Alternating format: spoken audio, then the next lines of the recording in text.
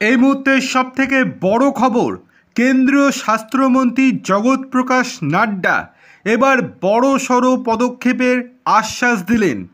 আরজি করের ঘটনার পরিপ্রেক্ষিতে কেন্দ্রীয় স্বাস্থ্যমন্ত্রী জগৎ প্রকাশ নাড্ডা অর্থাৎ জেপি নাড্ডাকে চিঠি দিয়েছিল ইন্ডিয়ান মেডিকেল অ্যাসোসিয়েশন।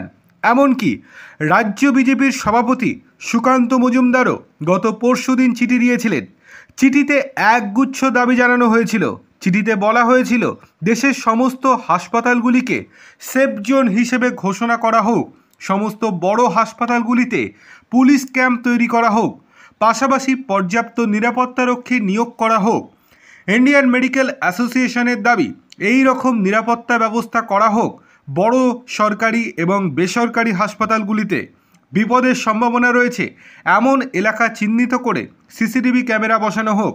কেন্দ্রীয় স্তরে একটি আইন করার জন্য 2019-এ পেশ হওয়া the health care personal and clinical establishment bill 2019 ফেরানো হোক। এর পাশাপাশি পশ্চিমবঙ্গ সরকারের কাছে 48 ঘন্টা সময় দিয়ে দাবি করা হয়েছে অবিলম্বে নিরপেক্ষ তদন্তের বন্দোবস্ত করা হোক। ঘটনার পরিপ্রেক্ষিতে বা ঘটনার উদ্দেশ্য খতিয়ে দেখতে বিস্তারিত অনুসন্ধান করা হোক। চিকিৎসকদের এবং বিশেষত মহিলা চিকিৎসকদের কর্মস্থলে নিরাপত্তা সুনিশ্চিত করতে অবিলম্বে পদক্ষেপ করুক রাজ্য সরকার।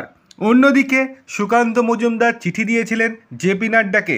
সেই চিঠিতে বলা হয়েছিল রাজ্যের নিরাপত্তা একেবারেই ভেঙে পড়েছে। এখানে মহিলারা সম্পূর্ণরূপে নিরাপত্তাহীনতায় ভোগেন। আজকের যে ঘটনাটা ঘটেছে সেই ঘটনাটা আমাদের চোখে আঙুল দিয়ে দেখিয়ে দিয়েছেন। দয়া করে কড়া ব্যবস্থা নেয়ার অনুরোধ জানিয়েছেন সুকান্ত মজুমদার।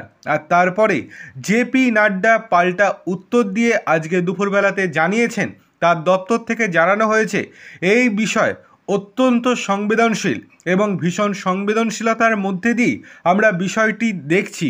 আমরা এই পুরো বিষয়টাই পর্যবেক্ষণের মধ্যে রেখেছি। যে কোনো সময় আমরা কোনো পদক্ষেপ নিতে পারি, তার জন্য প্রস্তুত থাকার নির্দেশ দিয়েছেন জেপি নাড্ডা।